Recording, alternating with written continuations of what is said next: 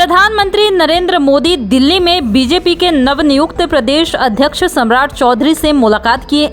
सोमवार को भाजपा के प्रदेश अध्यक्ष का कार्यभार संभालने वाले सम्राट अगले ही दिन दिल्ली पहुंच गए। वहां पर प्रधानमंत्री के साथ उनकी मुलाकात लगभग 20 मिनट तक चली। प्रधानमंत्री से मुलाकात के बाद सम्राट चौधरी ने खुद ट्वीट कर इस बात की जानकारी दी। उन्होंने ट्विटर पर लिखा कि देश के यशस्वी प्रधानमंत्री श्री नरेंद्र मोदी जी से मिलकर उनका आशीर्वाद और मार्गदर्शन प्राप्त किया। उनके कुशल नेतृत्व में राष्ट्र का सर्वांगीण विकास हो रहा है। उन्होंने मुझे बिहार बीजेपी के प्रदेश अध्यक्ष पद पर मनोनयन के लिए बधाई और शुभकामनाएं दी। प्रधानमंत्री के साथ बीजेपी के नए प्रदेश अध्यक्ष की मुलाकात में सिर्फ उतनी ही बातें नहीं हुई जितने की ट्विटर के जरिए बताई गई।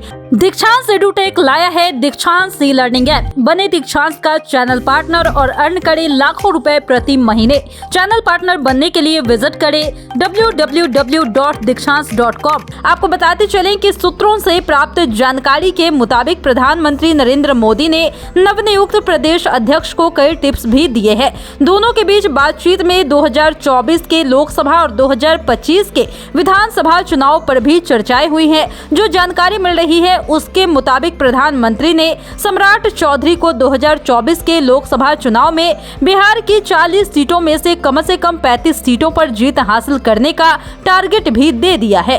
नरेंद्र मोदी ने अगले लोकसभा चुनाव में बीजेपी के संभावित गठबंधन पर चर्चा की है और बता दें कि सूत्रों ने बताया कि इस बातचीत में चिराग पासवान से लेकर मुकेश साहनी पर भी चर्चाएं हुई है। प्रधानमंत्री ने सम्राट चौधरी से पशुपति कुमार पारस के नेतृत्व वाली लोजपा के हाल पर भी चर्चा की है। एक दिन पहले ही पशुपति पारस अपने गुट के सांसदों के साथ प्रधानमंत्री से मिले थे। भाजपा नेतृत्व ये मान रहा है कि पारस का अपने आधार वोटरों पर ठोस पकड़ नहीं है। सूत्रों के मुताबिक प्रधानमंत्री ने बीजेपी के नए प्रदेश अध्यक्ष को अति पिछड़े और दलित वोटरों के बीच पैठ बनाने का टास्क दिया है। भाजपा नेतृत्व की रणनीति ये है कि 2024 और 25 के चुनाव में महागठबंधन को एमओआई समीकरण तक सिमटा दिया जाए। प्रधानमंत्री और सम्राट चौधरी की बातचीत में फिर ये क्लियर हुआ कि बीजेपी अब नीतीश कुमार से दोस्ती नहीं करने जा रही है। इसलिए कोशिश ये की जानी चाहिए कि नीतीश कुमार का जो भी वोट बैंक है वह बीजेपी के खाते में आ जाए।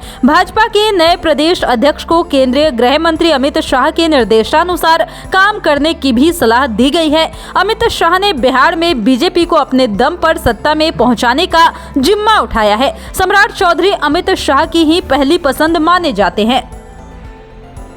दीक्षांत एडुटेक लाया है दीक्षांत डिजिटल क्लास। दीक्षांत डिजिटल क्लास का उपयोग कर छात्र बना सकते हैं पढ़ाई को बेहद आसान और मजेदार। दीक्षांत डिजिटल क्लास को स्कूल में बैठकर देखना है तो पेन ड्राइव और स्मार्ट टीवी बनेगा सही माध्यम। चलिए अब ये भी जानते हैं कि दीक्षांत डिजिटल क्लास का फी स्ट्रक्चर क्या होगा। नर्सरी से लेकर यूकेजी के लिए 7,000, नर्सरी से लेकर दूसरी कक्षा के लिए 12,000, नर्सरी से लेकर 5वीं तक के लिए 18,000, नर्सरी से लेकर 8वीं तक के लिए 24,000, नर्सरी से लेकर 10वीं तक के लिए 30,000। अगर आपको डेमो करना है तो उसके लिए आप दीक्षांत डिजिटल क्लास के यूट्यूब चैनल को विजिट कर सकते हैं। हमारे यूट्यूब चैनल को सब्सक्राइब और फेसबुक पेज को लाइक करना ना भूलें। धन्यवाद।